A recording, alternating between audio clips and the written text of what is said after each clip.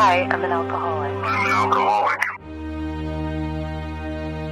I am an alcoholic. I'm an alcoholic.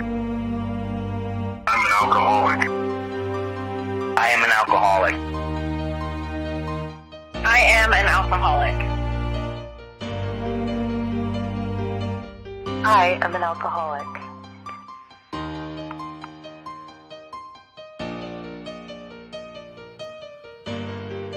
Good morning, good afternoon, good evening, whatever time of day it is. I am your alcoholic host, and today I am joined with Zack. My name is Zack. Everybody calls me BD Zack.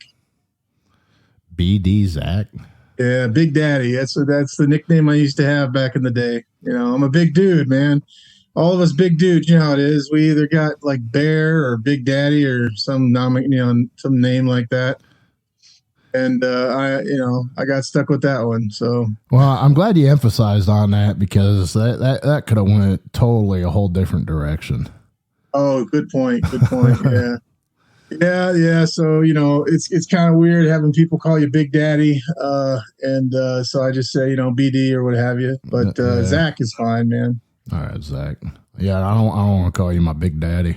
Yeah, exactly. Let's I think my mom listens to this and my wife listens to it. I don't want them getting the wrong idea, you know. Absolutely. Yeah, just Zack is fine. You know that nickname came from back in the drinking days, and so like I was saying, my name is Zack. I'm an alcoholic. 3+ years sober now, gratefully, and hoping that I won't face that demon. Hoping that demon is where it needs to be and never shows up again. So grateful to be here. Well, I appreciate you being here. This is all about getting our stories out there and finding someone that's going to relate to it and it may save their life. So I appreciate it. And down the road, hopefully someone else will appreciate it. God, I hope so, man. Because I'll tell you, when like we were talking about when my buddy called up and you talked to me and stuff, and for all you people listening, what have you, the idea of digging into my past and such so publicly is terrifying.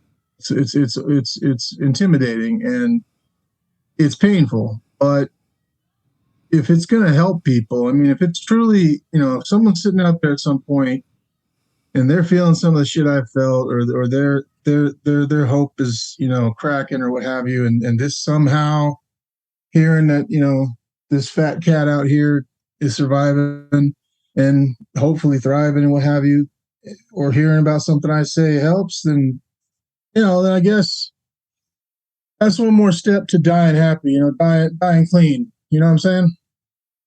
Oh yeah. So what where do we start this thing? How do we do this?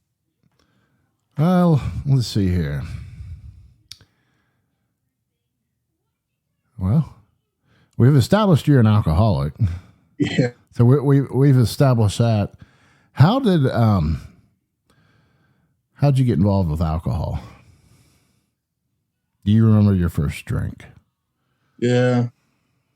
I've been drinking since I was 16, but I've been around drugs and alcohol since I was probably around 9. So I was born in California, San Diego, California.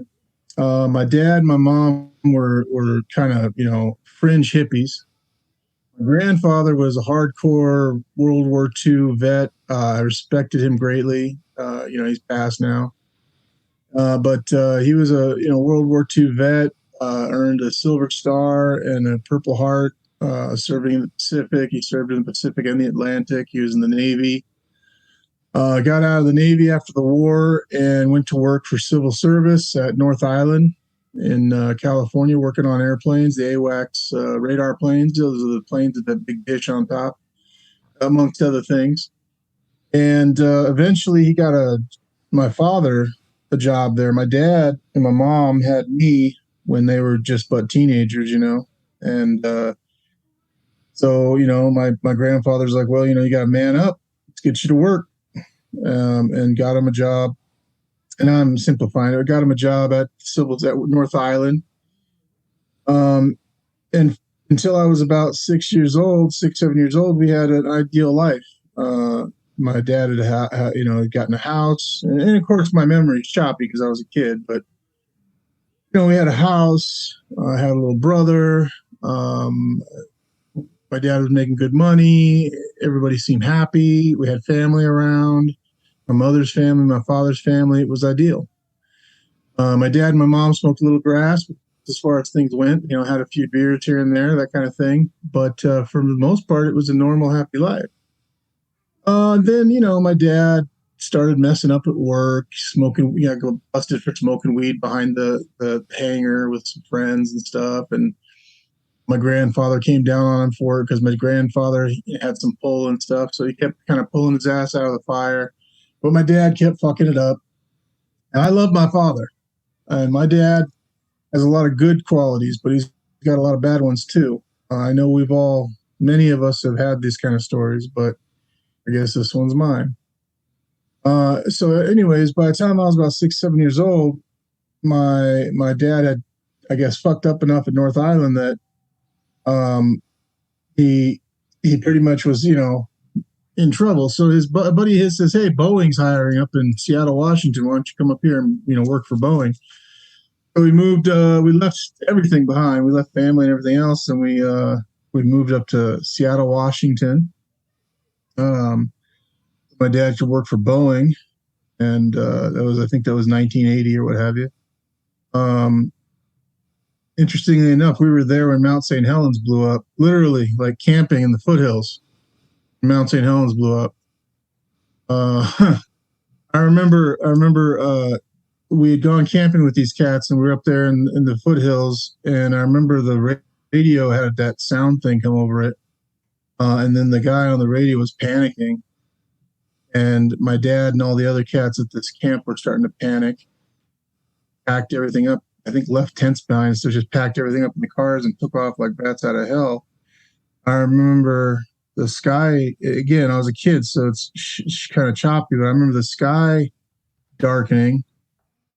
I remember we got to this town. Everybody was panicky. I remember we got to this town, and it was, I don't know, kind of snowing, sort of ash, right?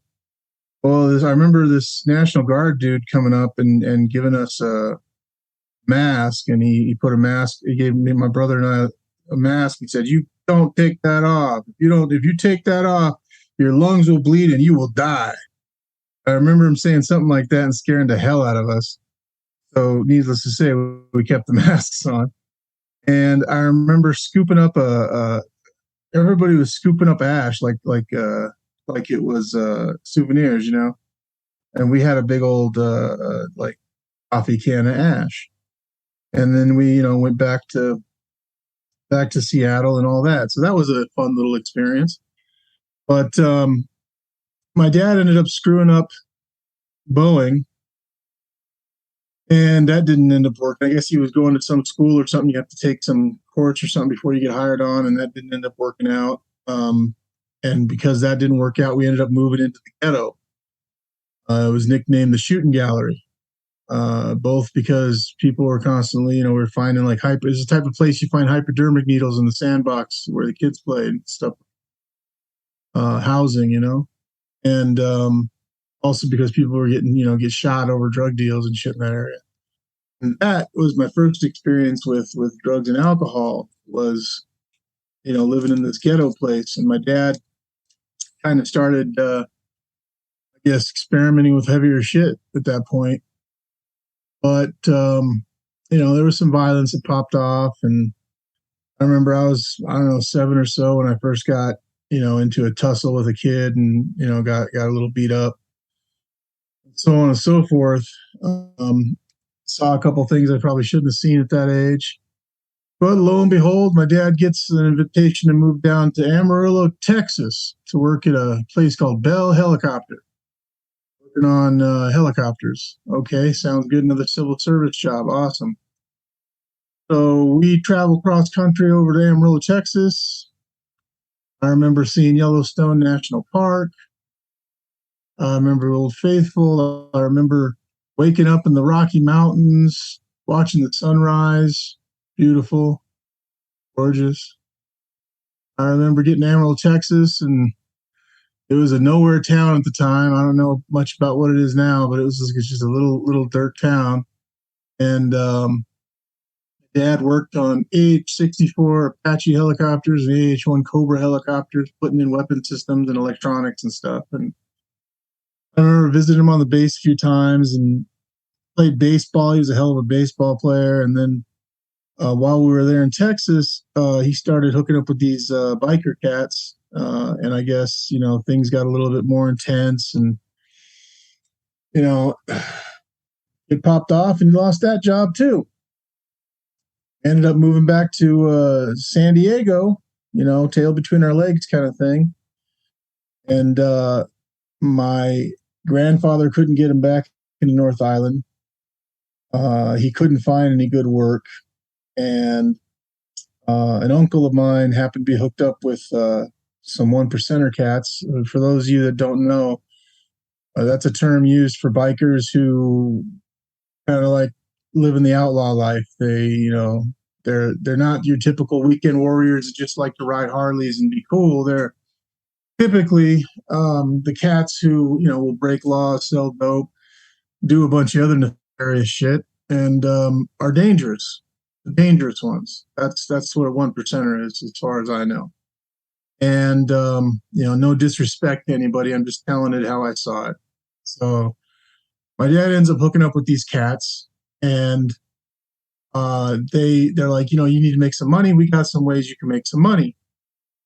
And we end up leaving San Diego behind and family all again and moving out to Las Vegas, Nevada. And that's where shit really started popping off. I was 9 years old or 10 years old when we got there. And we were poor as fuck. And we were living in the Fremont Street area, which is like, a really shitty part of town. And my dad started selling drugs. And I saw a lot more drugs getting used. And my little brother and I were right in the middle of all that. Shit started getting violent between my dad and my mom. My dad started doing shit, mean stuff to my mom and us. And shit just, shit quickly spiraled downhill. Next thing I know, we're moving into these boarded up houses, this housing area, HUD housing. HUD housing is like, welfare housing. But what these biker cats would do is they'd find a section of HUD housing that was all boarded up and shut down. And they would quietly go in there and not, take all the boards off the windows, jury rig the electricity and the water and stuff, and move on in. It was diabolical genius if you think of it, because the way the laws work with getting rid of squatters is they got to go through a whole eviction process. And what the bikers and these cats that were living there would do is, including us, is we would be living in an apartment. Eventually somebody would come and give us an eviction notice or what have you. And you'd wait out the eviction time, anywhere from a month to 6 months, whatever, depending on how things roll. And then right before it gets to the point of getting thrown out, you simply move into another apartment. You move into another empty apartment and the whole damn process has to start over. So it's like groundhogs, man, or roaches, you get rid of them from one apartment, they show up in another one. And that's how we lived. I didn't get to go to school much because, there was work to be done. And these cats would take a whole block, man. They had a whole block, this big city block of housing, and they with an alley that ran through it, like an L-shaped alley that ran through the middle of it. And what they would do is they'd block up one end of the alley with dumpsters and discarded mattresses and all other kinds of debris to make it so it's just big enough for a car to come in, right? And the other end of the alley, same thing. So only like one car could come in at a time. And then, a car would cruise in and us kids would be playing, street football out in the alley or whatever. Me and Carlos and other kids and, whoever's job it was to, we'd keep an eye out. We'd we had no idea at the time that what we were doing, but if you're starting to put the picture together, we were being groomed and put to work by these cats. I'd be out there playing and what have you, and they'd say, keep an eye out if anybody's coming in, go up to the car, see what they need. They give you some money, you take it back, give it to your dad, he'll give you something to give to them, back and forth. So there we were, doing that, kind of helping out, selling drugs, what have you, I guess. Every day it was kind of like that. Occasionally I'd get to go to school for a few weeks, but shit would pop off. I'd end up having to come back and, all that. So I didn't get to go to school much. There was a lot of violence. People were getting hurt. I ended up seeing this guy get blown in half by a shotgun about 30 feet from me. That was a fucked up experience. I won't go into all the details, but that was a start of a good roller coaster. Saw a lot of drugs, saw a lot of perversion. There was a lot of predators in that circle of people, and I was not immune to that predation. Shit happened to me. It happened to my brother, my mother. A lot of drugs, a lot of shit. But we kept moving around and shit. Things got worse and worse.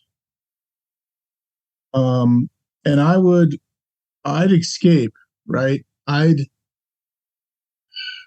was a big kid, right? I was like 5'10" or something, and 220 pounds or something by the time I was like 13. And the bikers loved that because my dad had this genius idea that, hey, we could put Zack to work. If he gets busted, he's a minor, he's not going to do any serious time. He can mule some drugs, he can go find some kids that, of the kids of the parents that owe us money and fuck up the kid or whatever as a message, shit like that. So that's kind of what I was put to work doing at 13 years old. And that introduced me to a lot of shit. It was interesting. If I went to school, I was lucky enough to go to school. I would go to school. If I brought home like a paper or something, it was the response by everybody was meh. But if I went into some other kid's school, found him, jacked him up pretty good, and his dad paid his bills because of it, then I was getting pats on the back, handed a beer, told I was cool, shit like that. So you can imagine how that will fuck with a kid's head. And it turned me into a little monster, and all that shit culminated to a point by the time I was about 15. There was a big knife fight, some gunfire, some shit happened. My dad ended up, long story short, we ended up fleeing that whole scene. Like literally fleeing. We got some Greyhound bus tickets donated to us by a church. I remember my dad had gotten arrested and he was in the county jail or something. And this cat, who was my dad's connect, his partner, what have you, comes over to our house, to our apartment, and he says, he goes, hey, listen, some shit's going down. Your mom's got to come with me to do some work. We got to raise some money to get your dad out of jail. You got to watch out for your little brother. And some shit might pop off tonight. I'm paraphrasing. Because people think your dad's got a stash in here and shit. So you got to watch out for your little brother. Here's a weapon. Let me show you how to use it. If anybody tries to come in that door, you fucking shoot them. And I said, yes, sir. And I sat there that night with my little brother laying on the floor in front of me in the front room, and he was sleeping. And I remember there were these cats outside. I don't know who the hell they were, but they were hooting and hollering and cat calling, trying to get me, like, I guess fucking with me. And, occasionally scratching at the door, shit like that. And I was terrified, I'll be honest. But, I think they were just goading me. And late that night, I have no idea what time, but it was late that night. Uh, I hear movement. I hear my back window being fucked with. And there's this fucking tweaker guy trying to open up trying to get the window off the hinge thing, off the slide, trying to lift the window out of the frame to get into my back window. So I go out, I come out there with my weapon, and I'm like, I will fucking kill you. And this guy took off. Luckily, nothing happened. The next morning, a friend of ours, she shows up. She worked for the Mint Casino, and at the time, the Mint Casino's security uniform. She's a security officer. The Mint Casino's security uniforms looked a lot like Las Vegas PD. So she shows up, and I guess all the cats that were watching around the area, in the compound, what have you, they didn't fuck with her because I guess they couldn't tell whether she was a cop or not. So they left it the fuck alone. She shows up, and I know her, so I let her in. And she says, "Listen, I'm going to take you to your parents. We got to go. You need to pack a bag and get your brother, and let's get the fuck out of there." And so I grabbed clothes and I stuffed them in like one of them old army duffel bags. And I grabbed my Dungeons and Dragons book and I hid it in the bottom. Now, D&D was my escape in those days. When I wanted to get away from the bikers, I'd run away kind of, and I would go to the library. I didn't get to go to school much, so I'd go to the library and I'd hide out at the Clark County Library.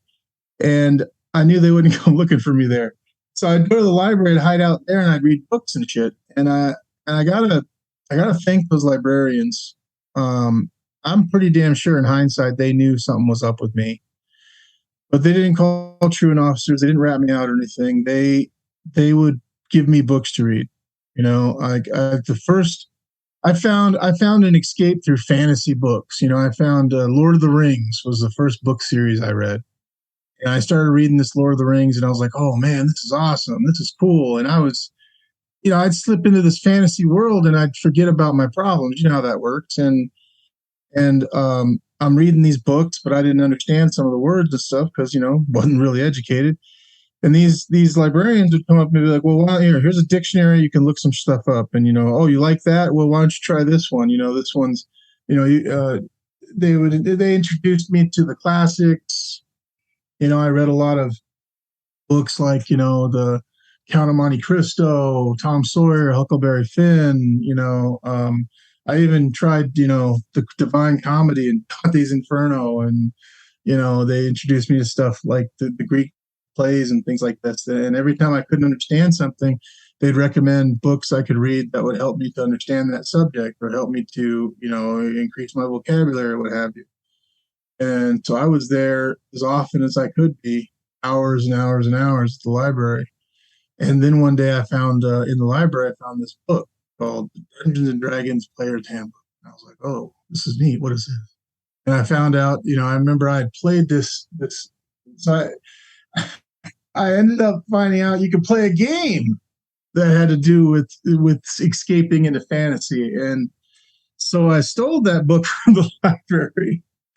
And I brought it home to my little brother, and I said, let's play this game. And so me and my little brother would escape into these fantasy worlds we'd create. There'd be all kinds of violence going on all around us. People, a lot of danger, a lot of fucked up shit, a lot of tweakers, meth heads and shit doing things. And occasionally I'd have to get called away to do something, to do whatever work I had to do. And but in between that, me and my brother would disappear into this world. So back to the story. Eventually, we had to flee. So I stuff as much clothes as I can in this duffel bag and this little gym bag, and that was it, man. My little brother, me, this army duffel bag, and this little gym bag was all we had left. We left everything else behind. We take off. We get brought to our parents. My dad says we're going back to San Diego. We're getting the hell out of here. We're getting out of this life. Don't worry, kid. Everything's going to be okay. We're not going to do drugs anymore. We're not going to fight anymore. He gives me all the promises. You know how that goes. So we flee on a Greyhound bus. We head back to San Diego. We get to the bus station. Nobody's there to pick us up. Nobody wanted anything to do with us. My dad had fucked over his family and everything so much, and nobody wanted to touch us. Not even my grandfather. So we lived in the bus station for a couple of days. And then finally, my grandfather shows up. He's pissed. But he comes in there and he openly says in front of us, like, the only reason I'm here is because of these boys. Get your shit, let's go. He takes us in for a couple of days. And then, my dad, I think at that point, earnestly tried to go straight.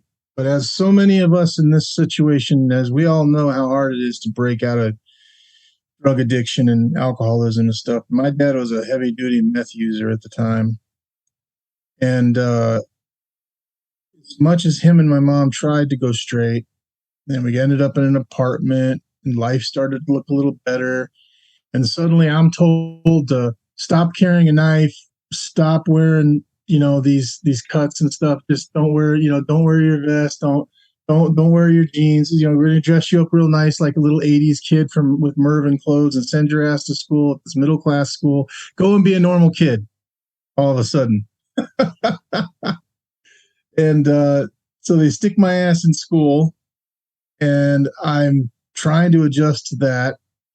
My parents are going to counseling, and it really looked like it was going to be okay. So I start making friends, start putting down some roots. I get a library card, which for me was like saying I'm planning on staying here,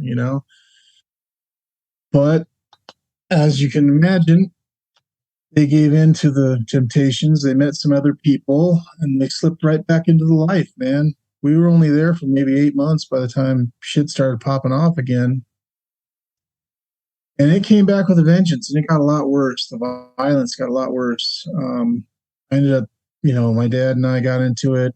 Shit got fucking physical bad, and my mom ended up getting badly hurt, and then she fled. My dad kept us, and all hell broke loose. And eventually, my father's family from LA came down and swooped us up and saved us and dragged us off to LA. They separated me and my brother from my dad for the most part, got my dad into rehab and AA and all that, NA. Stuck me in my dad was at the NA meetings. I went to this like kid thing for support or what have you. Al-Anon? What's that? Is it Al-Anon? Is that what it might have been. It might have been. I remember my dad would be in his meeting, and they had a bunch of the teens and stuff in this other meeting talking about, I guess sharing, kind of like what we do, but teen level. And that was fairly short-lived. But anyway, so there they are, my cousins and my uncles and stuff. They got me separated from my dad. They say, okay, we're going to put you in. You're going to go to school, and you're gonna be normal again. And my whole life had just been turned upside down again. But I'm like, all right. So I go to school, and they give me some placement test to figure out what grade I'm supposed to be in. And they say, oh, you're supposed to be in 9th grade. Okay, cool. So I'm going to go to 8th grade. So I'm going to go to junior high. We get to the junior high. The principal looks at me and he goes, you're too damn big to go here. How would you like to play some football? And I was like, I played football on the street. He goes, no, like on the team, football, high school football. I was like, okay. So he calls up the principal. I guess they made whatever arrangements they made. Suddenly I'm in 9th grade. I'm upgraded to 9th grade, and I show up and they put me on the football team. And I start learning how to play football properly. And I loved it because I got to hit people legally. I got to hit people and hurt them without any consequences. I loved it. They gave me a playbook. They had me playing strong side tackle, guard, guard center, shit like that. I played a lot of positions that were in the line, and I remember I didn't really want to learn the plays. I looked at my playbook and I saw that every time I played this particular position that I liked, I'd hit the guy in front of me or I'd hit the guy to my left every time. So I was like, you know what? I'll just cut the difference and hit them both every time. And I was a big kid, and So I start doing the scrimmages in practice, and I hit both guys.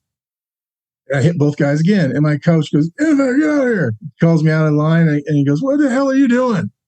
And I told him the truth. I said I didn't really want to have to memorize the play, so I noticed I hit, so I just hit them both to make it easier for me. And he goes, "Can you consistently keep doing that?"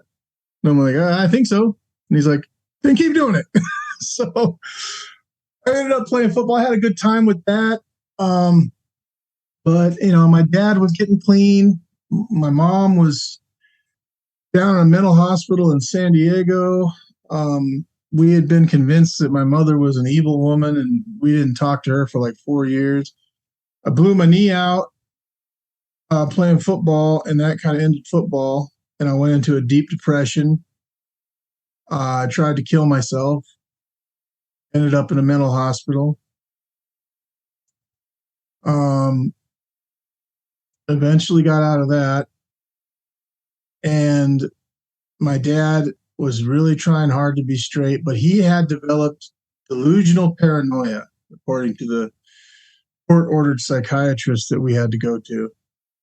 And I remember the psychiatrist told me, he said, "Zack, you're going to have to grow up fast, unfortunately, because your dad's never going to be healthy. He's got a type of mental disorder where he doesn't believe he's sick, so he'll never seek treatment. So he's always going to be paranoid and delusional, and you're going to have to step up and take care of your little brother and stuff."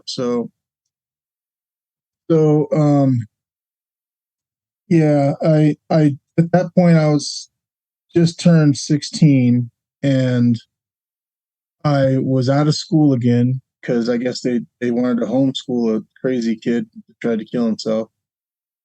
And I'm homeschooling myself, and I had met a couple friends through Dungeons and Dragons because that was still my outlet. I'd met some friends for the brief period of time I went to school, and they invited me to a party and stuff like that. It was my first party, and I went there, and there were girls, but I was too damn shy to talk to them until my cousin Joe says, "Here, drink this." How many of us have that story, right? "Here, drink this." And he hands me a wine cooler. Now, up to that point, I hated drugs and alcohol. I hated it because I saw what kind of damage it did to my mother and father. I saw how much pain it caused to so many people. I saw people die because of that shit. But for some fucking reason, in that moment, in that place, probably because I was 16 and hoping it would give me the courage to talk to girls or something, I downed that shit, and it wasn't bad. It was a wine cooler. So I was like, "Oh, it doesn't taste too bad. Let me do another one."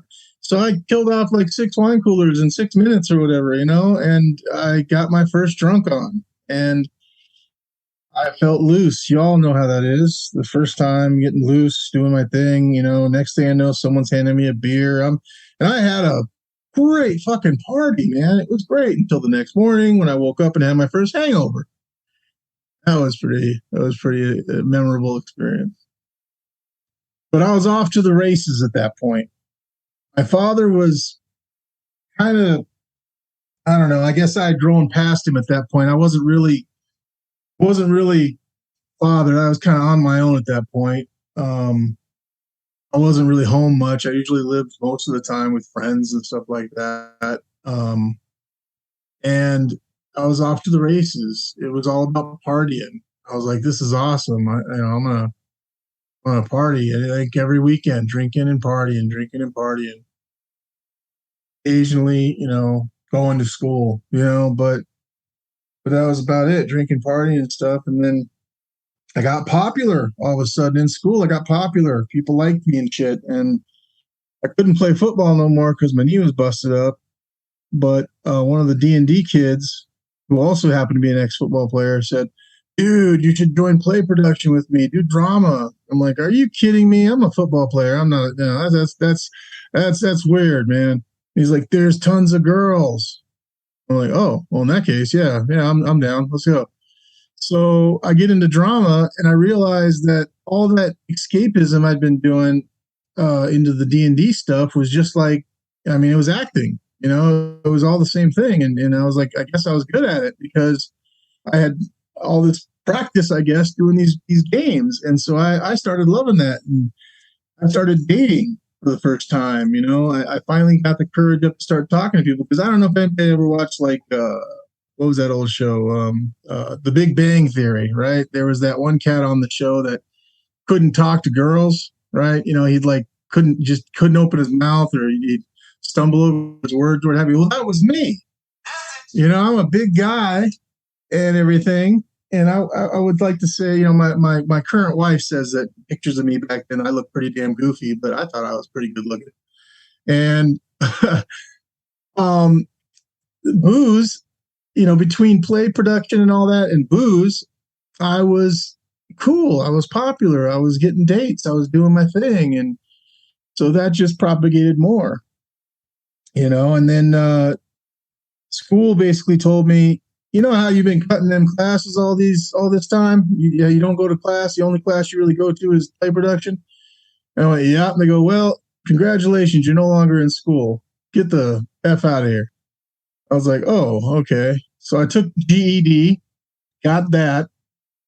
And then my stepmother, because my dad had gotten back the other summer, she worked at a university in the admissions department. And she hits me with this whole, hey, we got this program here where you can go to college for free because I work there.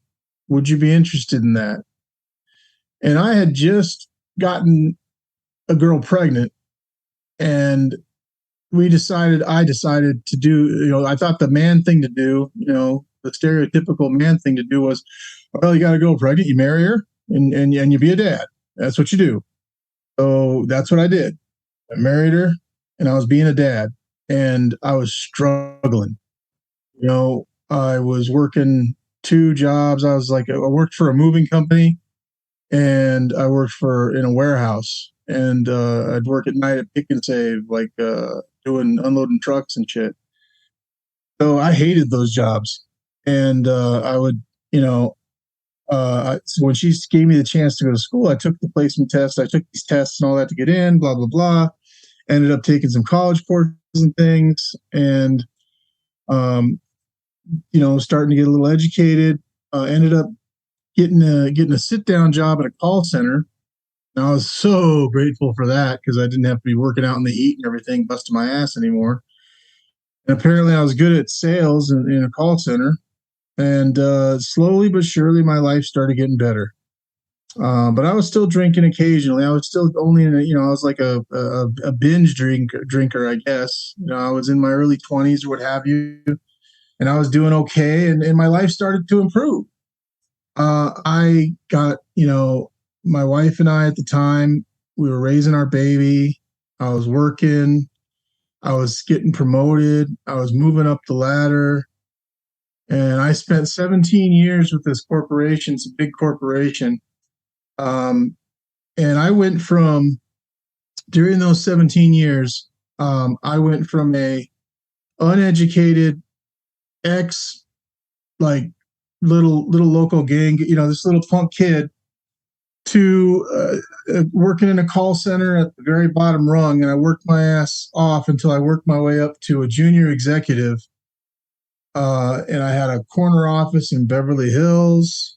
I mean, I really had thought I hit the big time. I busted my ass. I was making lots of money. I was working all the time. I had a fold out bed in my office that I stayed in I lived in Burbank, and I worked in Beverly Hills, which is only 10 miles apart. But because of LA traffic, it takes like an hour and a half to get to work. And so what I would do is I would head off, before the crack of dawn to beat the rush hour. I'd go to work, and oftentimes I wouldn't come home. I would be like, I'd call my wife, yeah, I'm just going to stay in the office tonight because I got more work I got to do. And I was obsessed with work. And now, to be fair, my wife at the time, she was a good woman. She was a good young woman, simple in a lot of ways, but loyal. But you ignore somebody long enough, and you will lose them. And that's kind of what happened. I was too busy working, networking, partying on the weekends.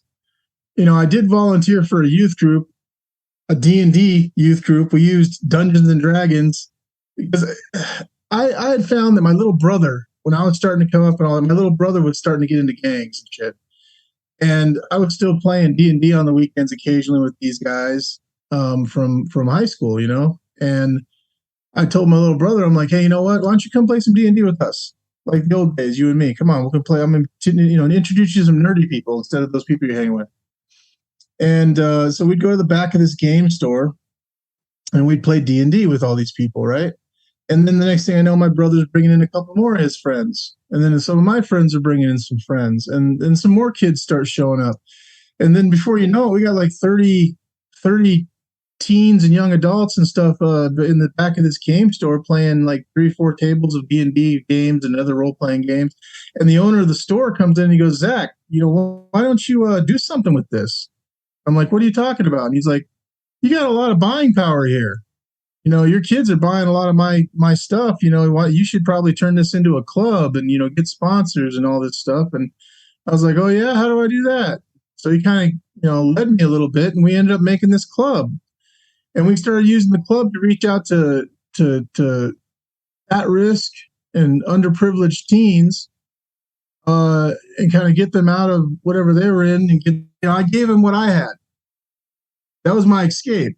And a lot of other kids needed that escape. And so we kind of helped each other out. I was in my, so we did that for, I volunteered for them for 20 years.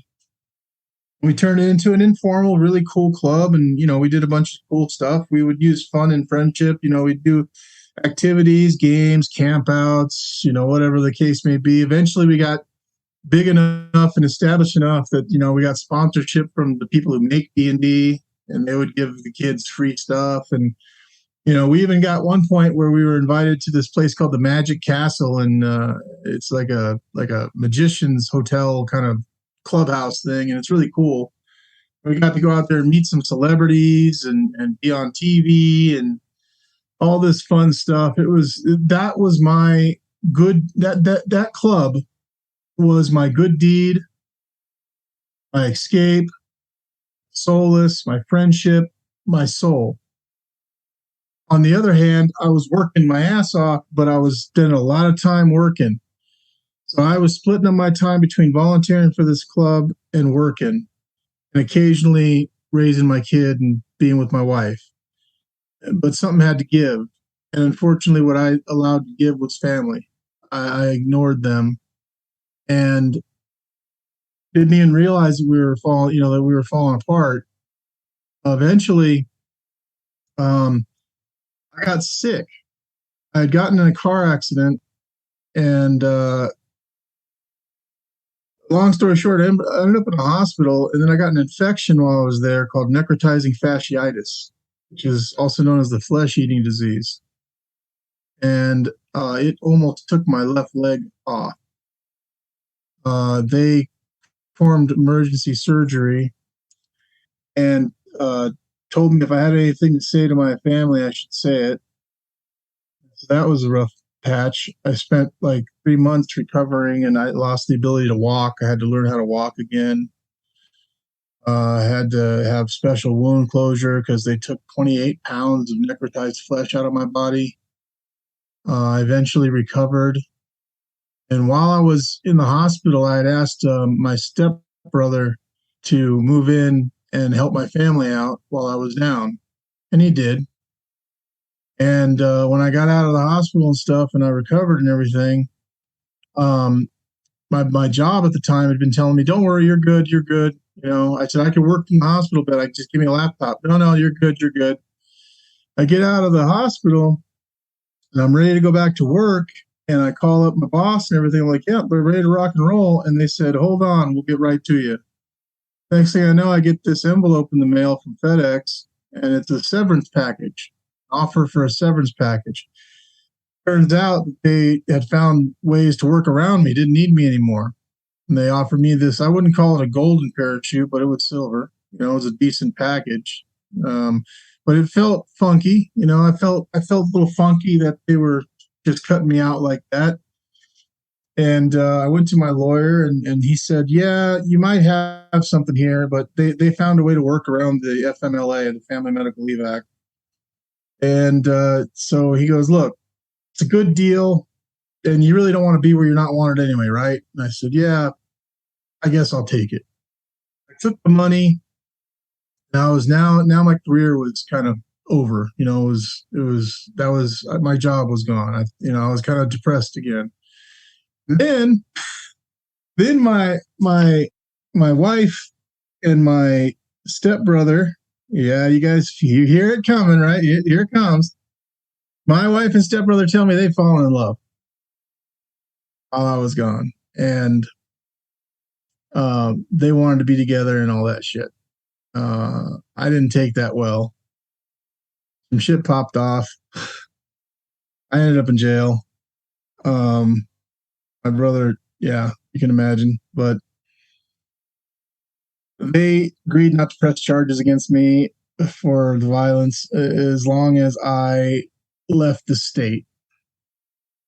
And that's when I came to realize that, because my son, even, who was 17 at the time, he was even like, yeah, I'm with mom on this. Why don't you just go away? That's when I realized how far we had grown apart. My whole family was kind of turning against me. My job was gone. My family wanted me gone. And I guess I kind of fell back into depression, and up to this point, I'd been a binge drinker, and I said, fine. I'll leave. So I left everything I owned to my kid, packed up my car with my clothes and stuff like that, and I left.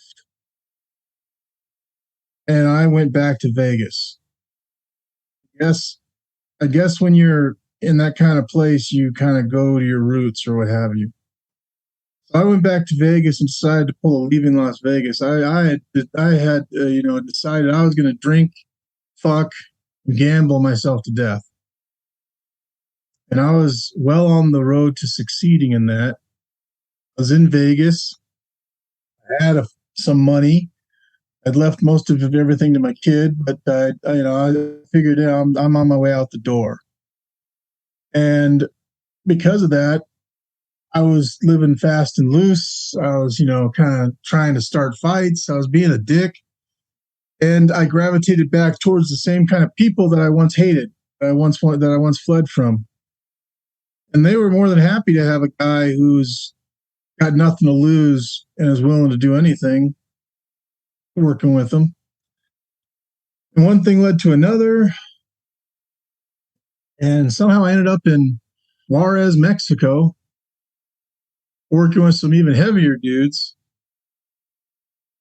Now I won't get too much into that, but a lot of shit went down there, and I had decided I was going to be worse and bigger and badder and meaner than my father ever was.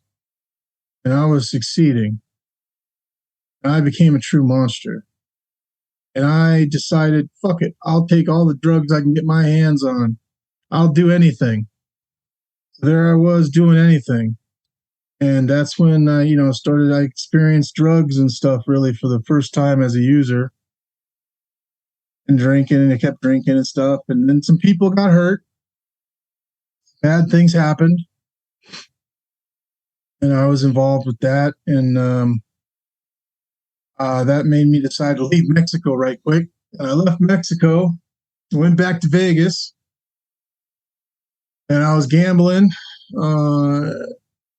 considering suicide, but I figured I'd just drink myself. I was drinking myself to death. And then all of a sudden, a buddy of mine, a brother from another mother, a good friend of mine from back in the day, who I met through that gaming club, that youth group, he calls me up and he goes, "What you doing?"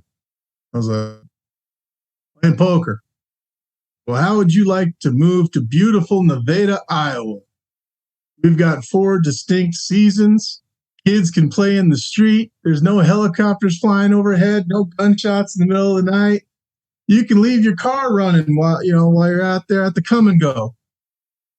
after I stopped laughing about the name Come and Go for a gas station, I said, well, bro, that sounds like a beautiful Rockwell painting come to life.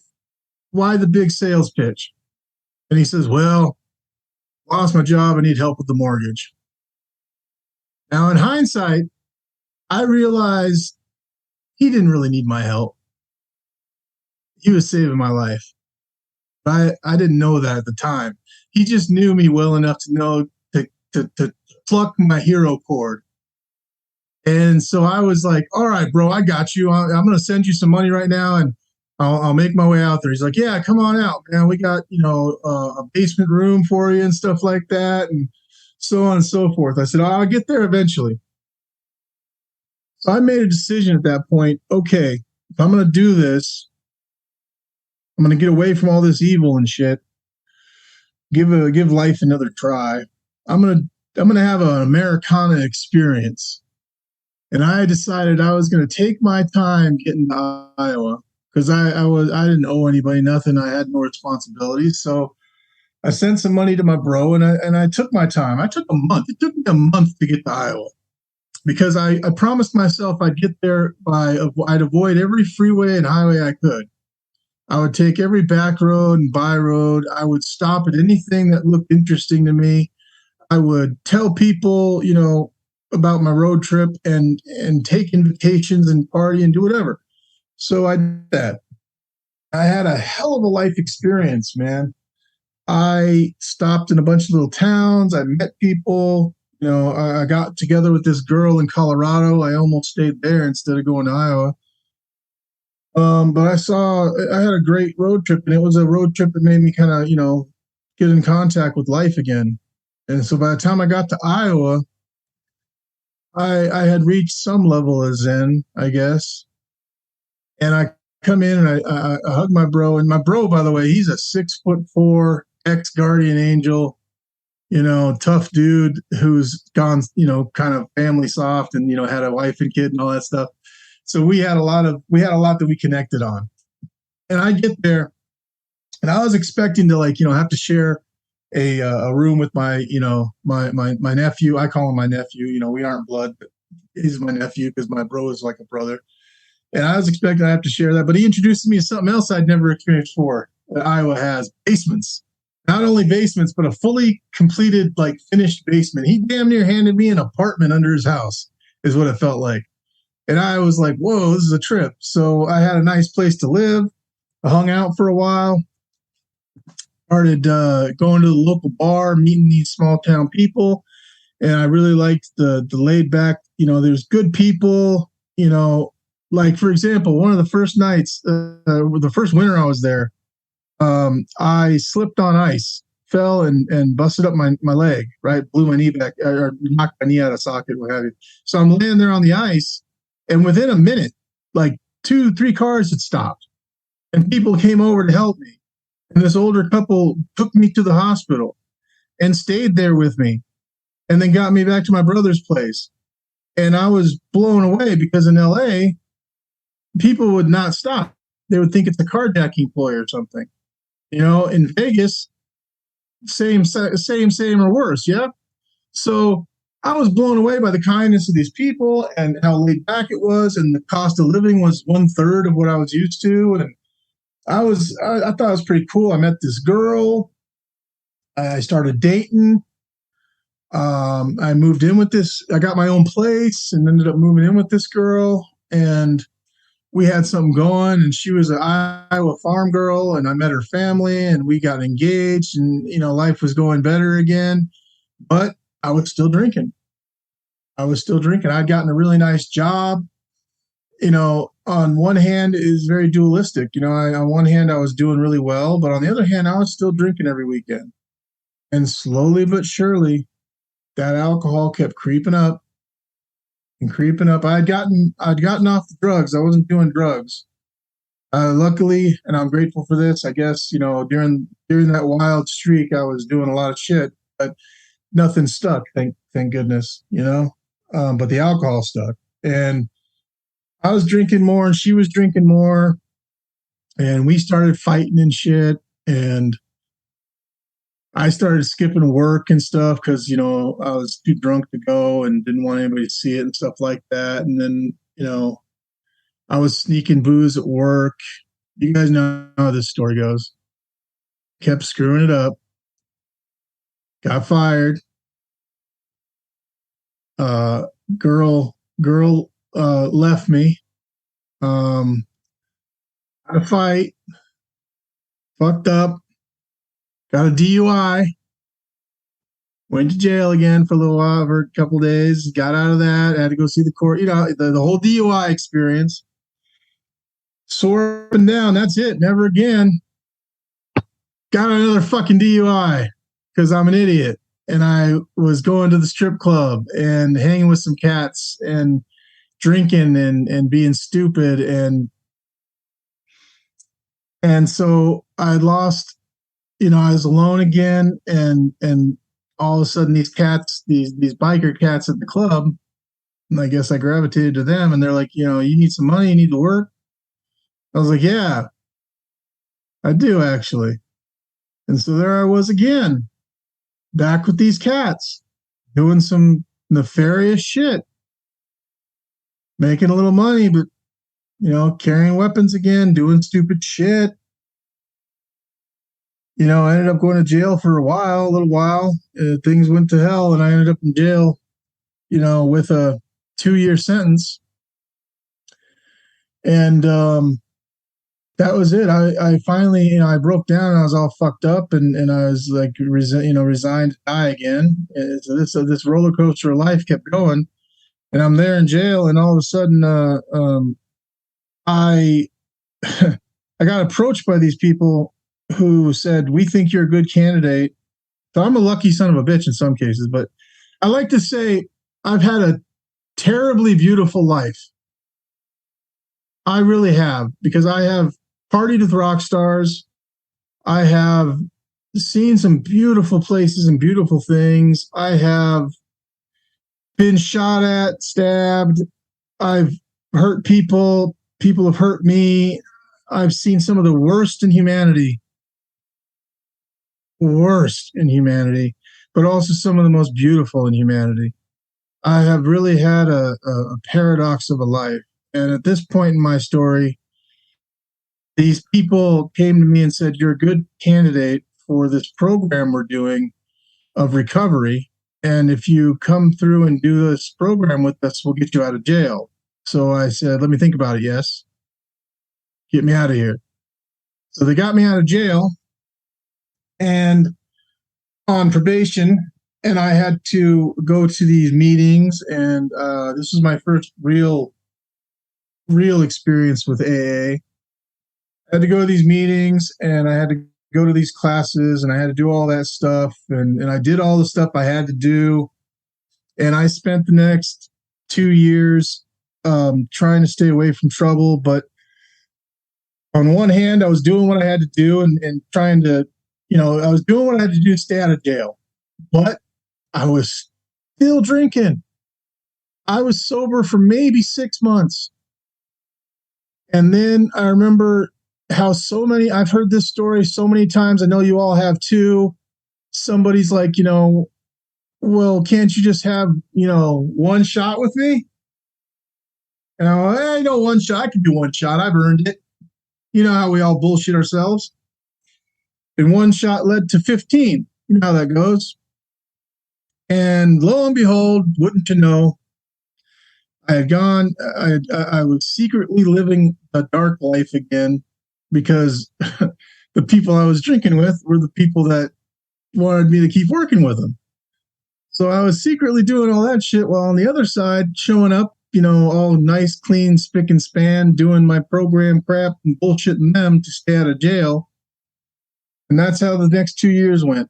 But once I was free and clear of that program,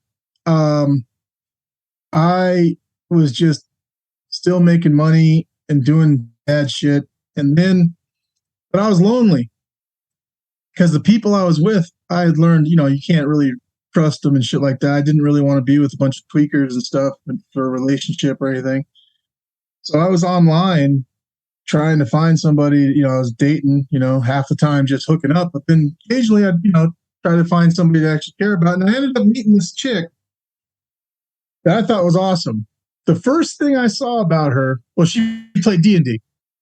Now, I hadn't played Dungeons and Dragons in years at this point because that was all way behind me. But I saw that she had 4 boys. She was divorced. She played Dungeons and Dragons, and she seemed like a wholesome person, like a nice, wholesome person. She could take care of herself. She didn't need me to save her. She had 4 cool kids. She was totally not my zone. You know what I mean? She was normal, and I loved that about her. And we talked, texted, phone calls for months before I finally got the courage up to ask her out. Now, keep in mind, I'm still doing nefarious shit on the side. She has no idea about that. I kept that kind of quiet, but I am falling in love with this woman, and I finally get the courage up to ask her out. And she comes down. We lived 100 miles apart, and so we had this like long distance relationship, kind of like friendship, kind of building. And finally asked her out. She comes down to see me. We go to dinner. We have a beautiful date, a beautiful night, fall into each other's arms, kind of situation. And I admitted that I was in love with her, and she admitted that she had feelings for me. And I was like, this is awesome. I felt something I had never felt before, because my first wife, she was a good woman, but we got together out of high school. We were 2 stupid kids. And the reason we got together is because she was pregnant. And don't get me wrong, I loved her, but not the kind of passionate love of being in love. I think you guys know what I'm talking about. I loved her. I had like a family love for her. She was the mother of my child. We had a family love, but this was new. I had never felt passion like this. And I said, I want to stop. I want to stop doing all the shit I'm doing. I want to be with this woman. And I don't want to drag her and her kids into my life, into that kind of life, the life I grew up in. I couldn't even fathom putting those kids through the shit I went through. So I decided I was going to get away from the bikers and shit. And they decided that I wasn't. I'd been with them through too much shit to just walk away, and that got complicated. And then when one of the kind of, guys with juice, one of the guys who's kind of in charge mentioned he knew I had a girlfriend, and why don't I bring her by to a barbecue? I knew that was like a shit or get off the pot moment. Now I wasn't a member of the club. I wasn't even prospecting. I was more of an associate. But this was the time where they're like, you need to get in or get out.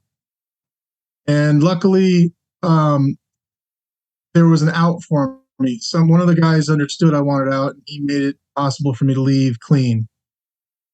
So I sold my guns, and I got out of that life.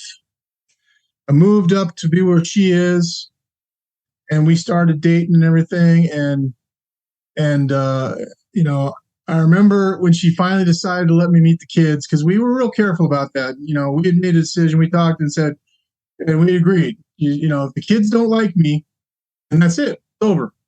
No matter what, the kids, if the kids are done, if the kids aren't on board, we're not going to force them. So I was nervous as all hell when she was going to bring the kids over. And I remember I cleaned my house like 4 times on that day. I vacuumed 4 times and stuff. I was nervous as all hell. And when I saw her red van pull up into my driveway, I was like a kid at Christmas. I leapt up, and as a big dude, I don't leap much, but I leapt up and I go, and I'm like, oh, what am I going to do? And the door opens up, and I'm up at the top of the stairs, and this kid comes in, and he peers up at me, and he's maybe 6 or 7 years old. And he's got this like hard look in his eye, like a judgmental look. He's just eyeballing me. And I look down at him, and I go, you must be, and I'm going to leave them out of this, but I said, you must be you. And he goes, and he didn't say a word. He just marches up the stairs at me, right? Not breaking eye contact the whole way. Now, I had been face down with hardcore bikers and Mexican fucking gangsters and all this other shit. And this kid intimidated me more in that moment than all of them. He walks up the stairs, eyeballing me the whole time, past me and into my room. And I'm like, oh, shit, right? And then the next kid comes in, and I see him looking up the stairs at me, and he's eyeballing me. And he's coming up the stairs, and I'm starting to sweat bullets, kind of, so to say. And next thing I hear from my room is, he's got swords. And zoom, zoom, zoom. 3 more kids go running by me, and my room is full of kids, and they're looking at all my cool stuff I got hanging on the walls because, I'm a dork and I keep cool stuff. And they're like, oh, can we see your swords and all that? And so my wife, or my girlfriend at the time, she comes up the stairs. She's smiling because her kids sound happy. I'm like a kid on Christmas going, can I show them my swords? Can I show them my stuff? And it went well. And I found out that the kids were pretty cool. They weren't brats. They were good kids. And they ended up liking me, and I liked them. And my wife and I loved each other, and we moved in together, and life started going well again. And I eased off the drinking, didn't quit, but eased off the drinking. Started trying my hand at being a stepdad. Was doing okay.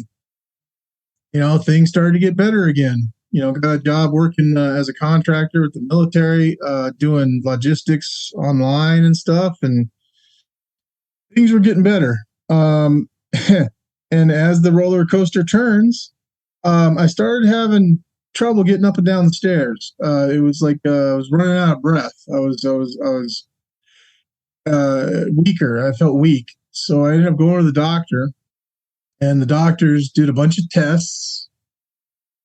And they ended up coming back to me and saying, yeah, you got congestive heart failure, including a domino effect, multiple organ failure, stage 3. And I was like, stage 3 out of 10? And they're like, no, stage 3 out of 4. And I was like, all right, so what the hell does that mean? And they're like, well, it's pretty serious. We're going to have to change your lifestyle, da, da, da, da, da, da. And I was like, okay, well, what, does that mean I'm going to die?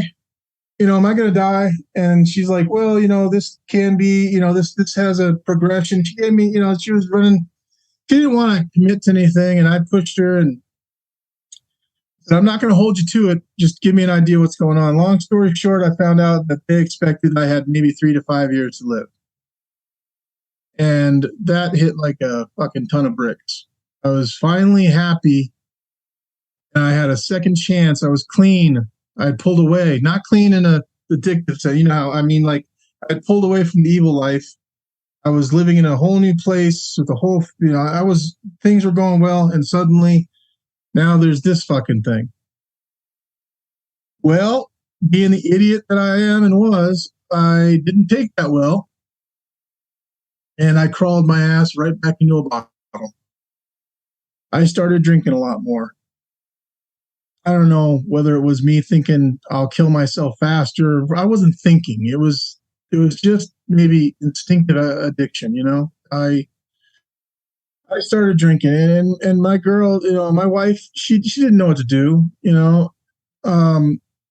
so she just watched as I slowly crawled into a bottle, and I went from a binge drinker to an everyday drinker, and I started putting down like a handle of booze, a handle of rum every day or two.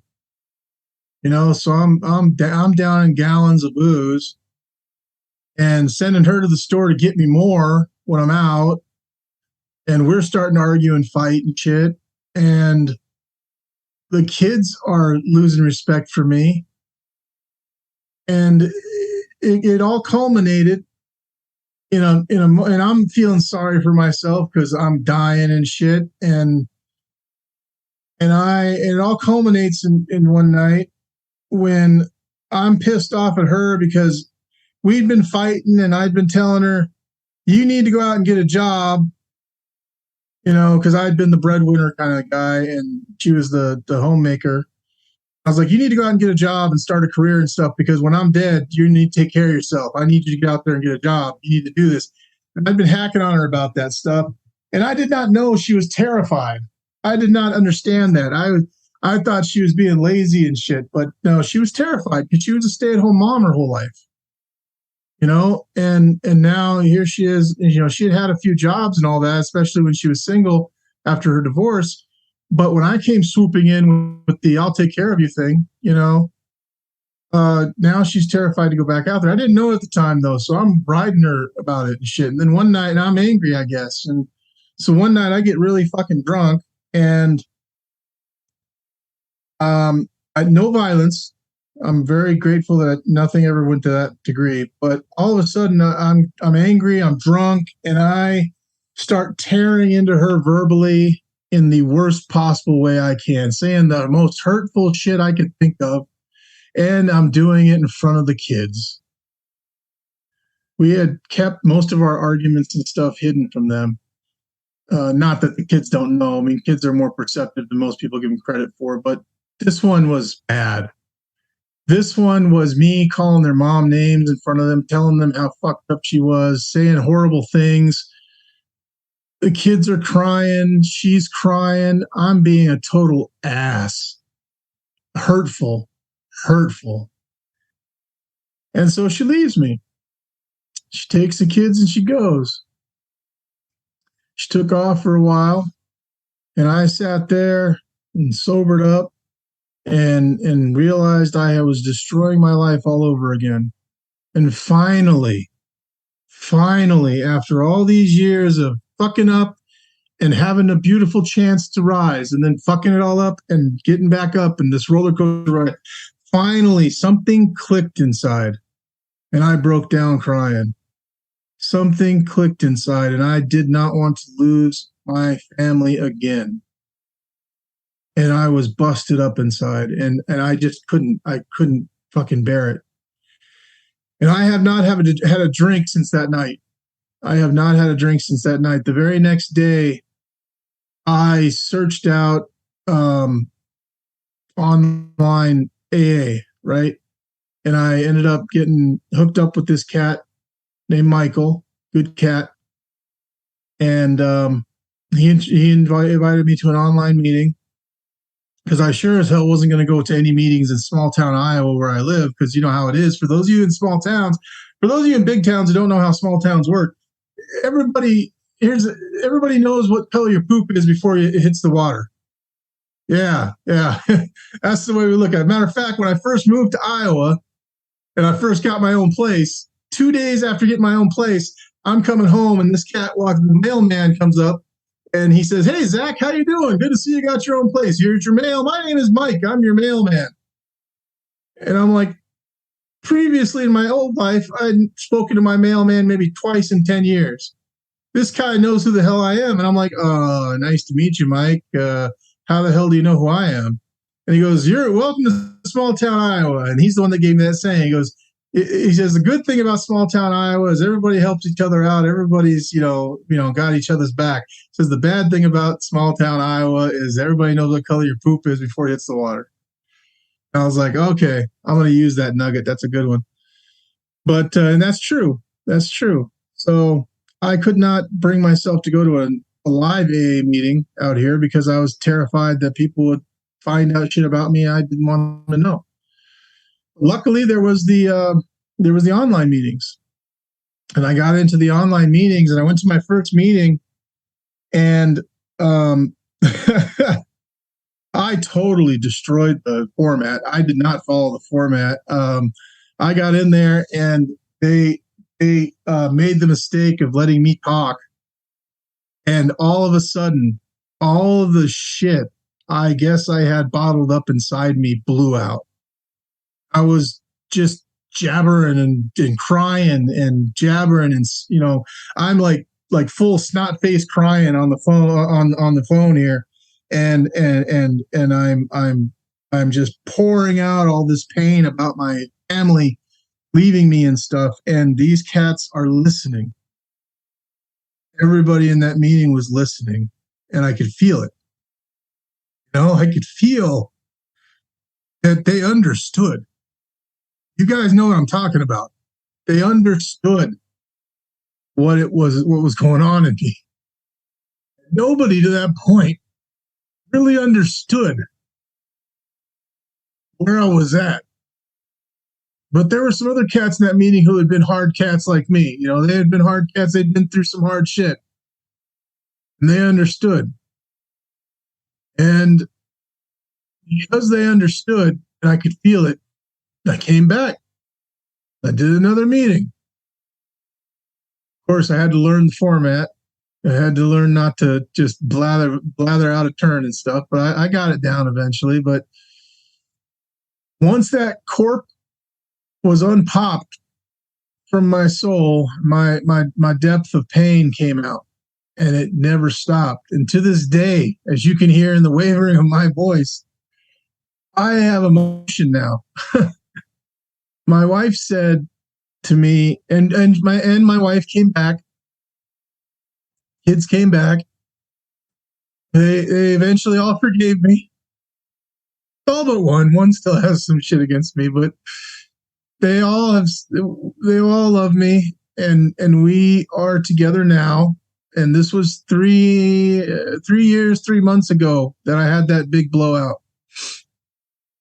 And we rebuilt, man. We rebuilt. We've rebuilt our lives. And it was, like I said, 3 years, 3 months ago. And I started going to meetings, and people understood and made some connections. And I started working the steps. And, you know, I'm an atheist, and I go to an atheist meeting, and I'm not into all the God stuff. I just can't roll with that.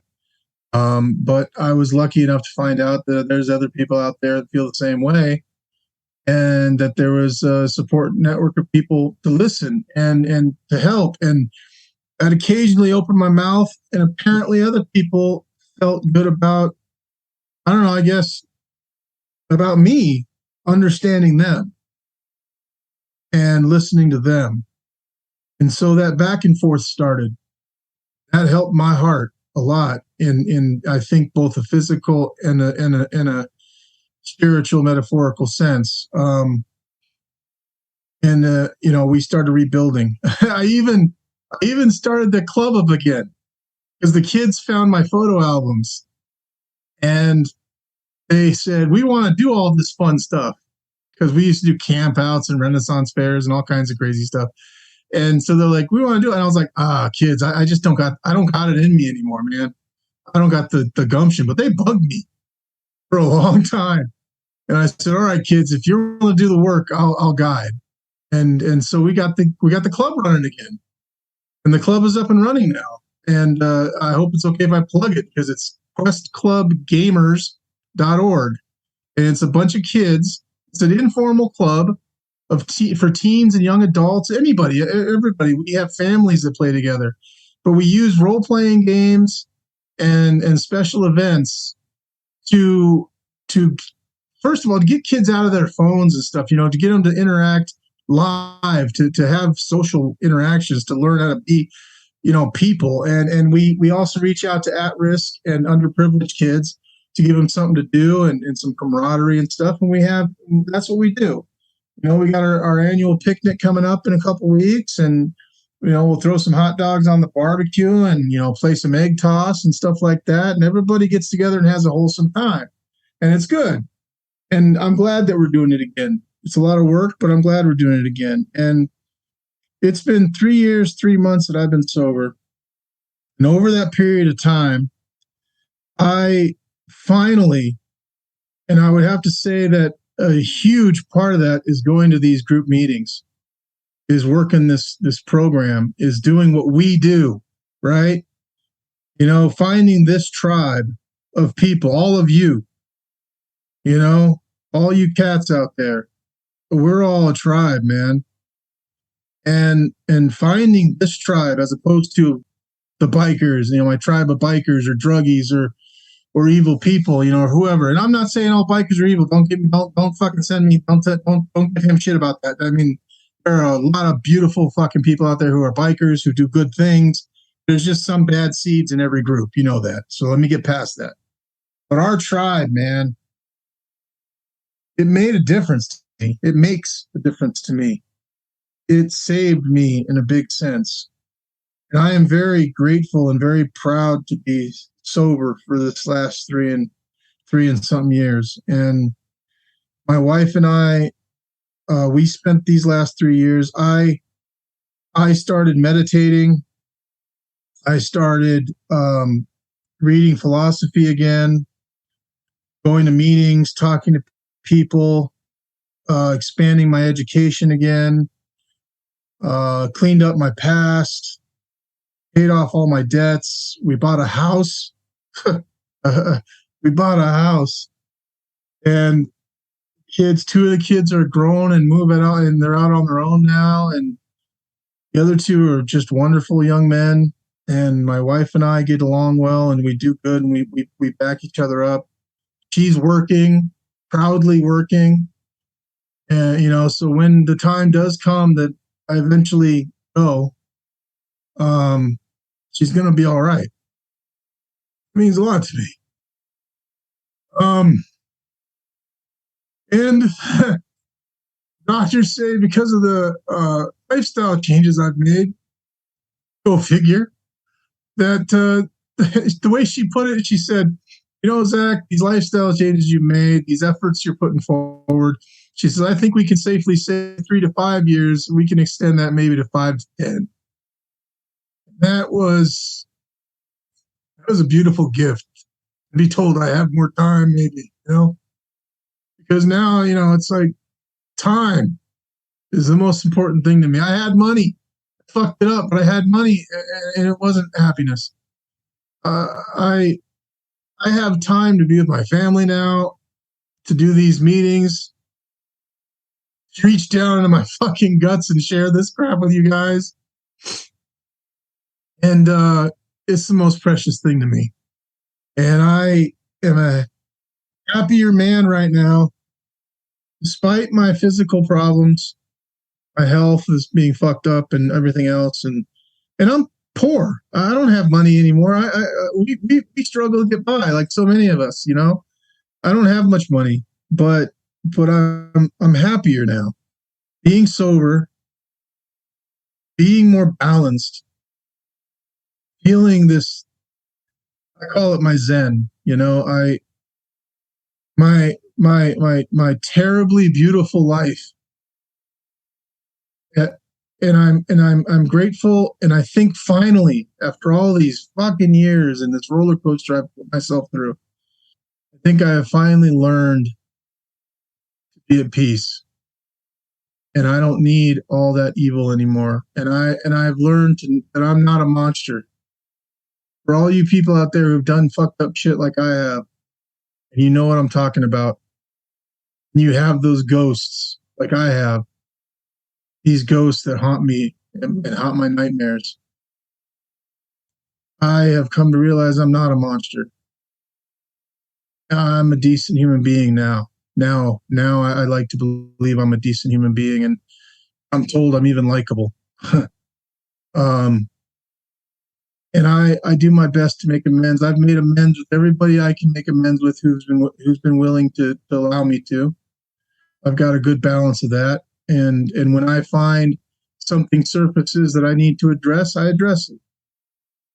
And I do good where I can. In my tiny little sphere of influence, I do good where I can. I help with the club.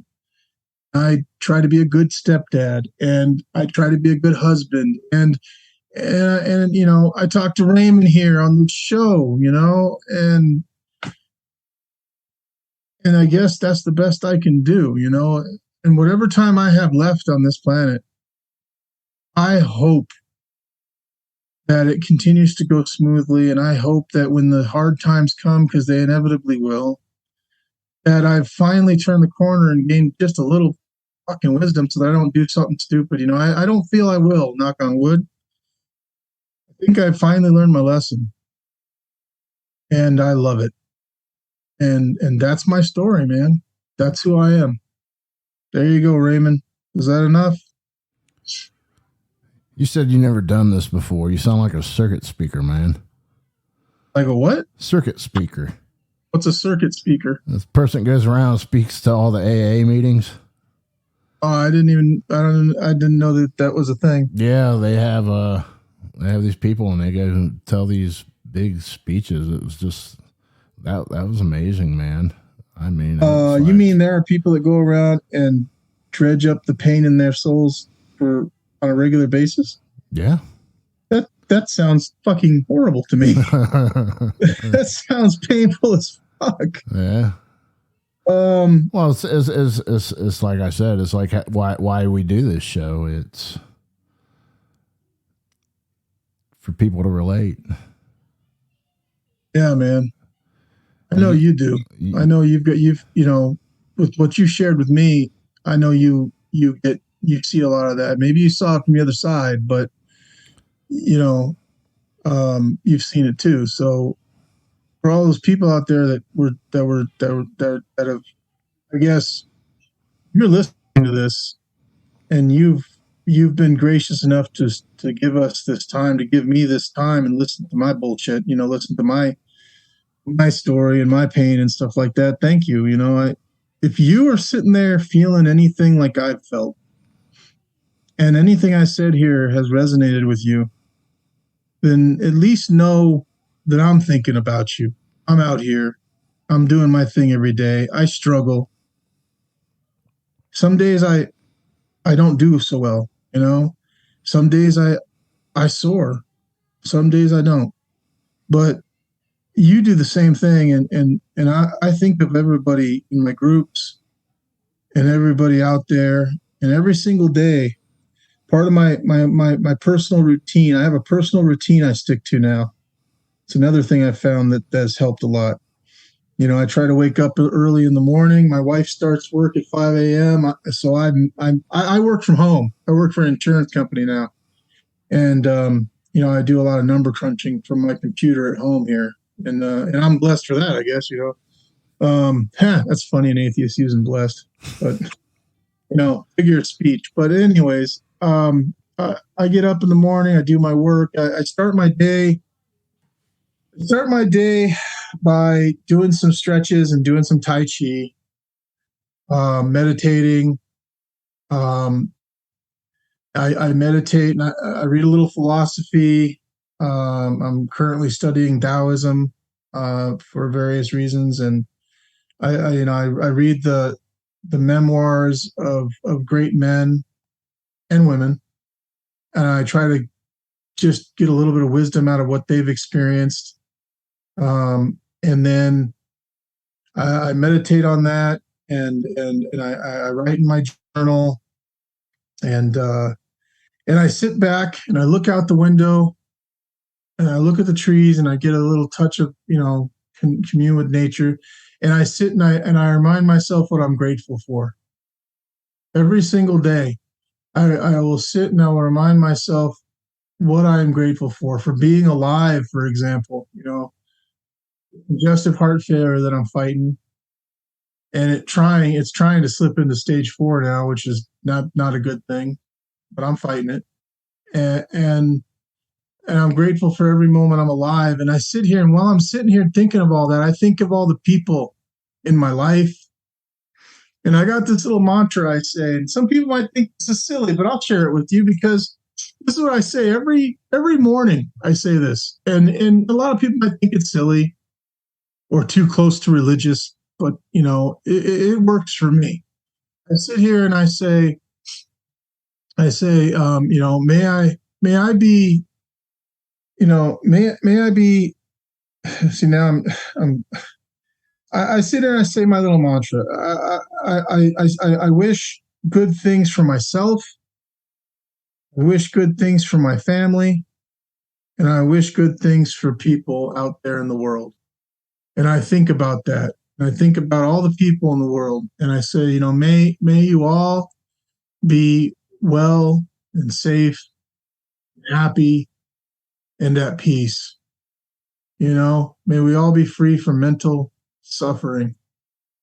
May we all be free from physical suffering. May we all be happy and well and at peace. And I mean it, man. And I know people think that's silly, but I sit here and I think about my neighbors, and I think about the people in my groups, and I think about, I'll tell you the truth, people. I've been stressing this day. Ever since Raymond contacted me last week and said, this is what we're going to do, I've been terrified. I mean, it's not easy, at least for me. I speak for myself. It's not easy to open up like this and dig all this shit up and share it so publicly. It's weird for me. Even this is bigger than the groups, and even the groups intimidate me a lot. I was terrified, but I did it because Raymond said it might help people, and because I guess I needed to say to the world, I needed to express that despite all the shit I've been through and all the beauty too, I am still here and I am happy. And I want to help because I want to put some good in the world before I go. I want to put as much good out there as I can now. Not just to make up for the evils I've done, but because it feels right. It feels good. It feels, like you were saying, Raymond, it fuels us. It feeds us to feed others. You know, it makes me feel good. Good's not a good enough word. It makes me feel whole to help someone else, to know I've helped someone else. It makes me feel like I'm all right too. So thank you, Raymond, for allowing me this opportunity to say my piece and ramble on for all this fucking time and jaw jack like I'm doing. But thank you, Raymond. Thank you for this. Thank you for doing this. You're welcome, and it wasn't rambling. I appreciate it, man. And you're this beautiful person. Yeah, I'm calling him beautiful. Don't do this. No, I'm doing it, man. I'm doing it because you're beautiful and you got a big heart and you care about others. And that's huge, man. You've reinvented yourself, and I'm glad you're here and you're in my life because you've now become a part of my recovery, man. And that means the world to me. Thank you. Thank you. I appreciate that, Raymond. All right, man. I appreciate it, man. I hope this does help people. I really do. Because we all hurt, man. But we're there for each other. And if I could, I'm not going to do it because I'm not insane, but if I could, I'd give you all my phone number and say, call me anytime. I would. For those of you that are connected to me in the groups and stuff, I don't know if I could say the right thing or do the right thing or listen the right way or whatever. For those of you that are connected to me, if you do need to talk to somebody, you're hurting and you need somebody outside your normal social circles to just jaw jack at, find me. I'll listen. And I'll feel it with you, man. You too, Raymond. Call me anytime, man. I appreciate that, man. Want to celebrate a milestone in your sobriety? Have a burning desire? Just want to say hi. Call our hotline at 937-203-8330.